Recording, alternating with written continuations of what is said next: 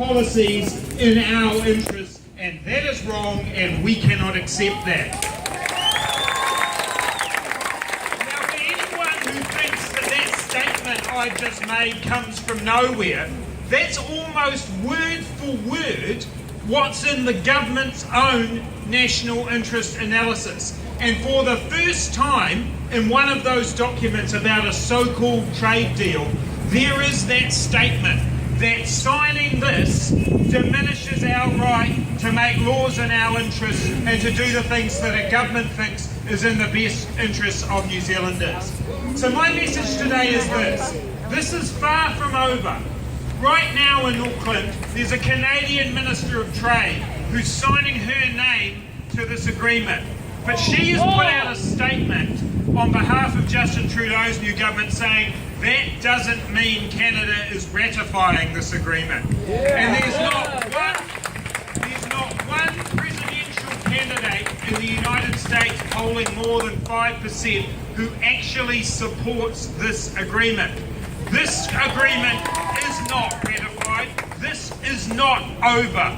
As New Zealanders, we have to stand together, stand up for our rights to make laws in our own interests, and continue to take to the national government the view that you must listen to New Zealanders on this issue. I have to leave you right now because I'm going up to Waitangi, and I am disgusted by the national government's decision to sign this agreement 2 days before we celebrate Waitangi Day.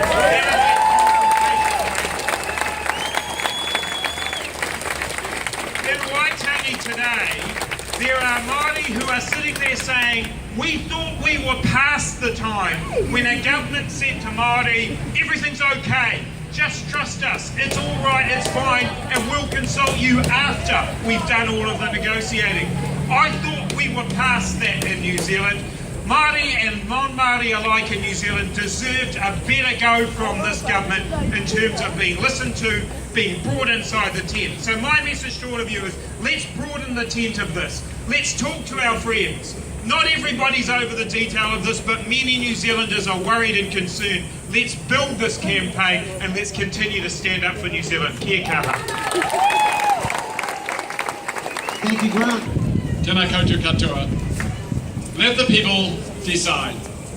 Let the people decide. Because they have not had a chance to do so until this moment. And this moment is actually just the beginning.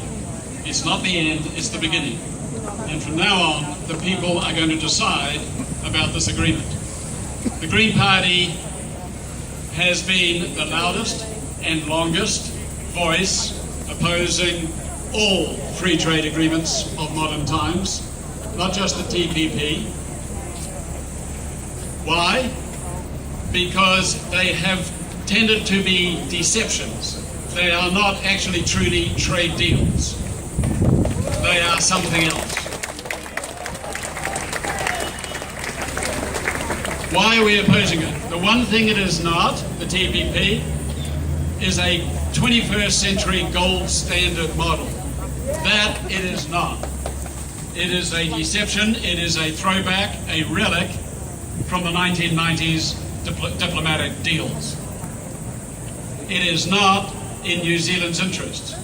It's there for the global corporates, it's not there for the national citizens. It tramples on the environment. It tramples on human rights. It tramples on the environment.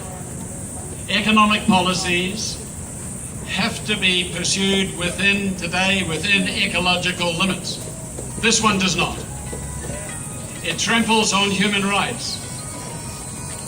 I think it was Greg quoted from the independent UN human rights expert about trade. I will not repeat that. It tramples on human rights. This exercise is not over yet. Signing up in Auckland today is simply symbolic. It is ceremonial. What counts is ratification, as Grant mentioned a moment ago. That begins from today. As I understand it, The text is going to be submitted to this House next Tuesday. It will automatically be transferred into the Foreign Affairs, Defence and Trade Committee. I'm a member of that committee. I want to see the text and then the implementing legislation opened up to submissions across the country. I want to see my committee travelling across the country, meeting New Zealanders, listening to them, conveying their voices into the committee, into the parliament, to the government. Because that has not happened, it has not been transparent, they have not been accountable as yet. That changes from today. The Foreign Affairs Committee room, I assure you, is not large. Fill it up.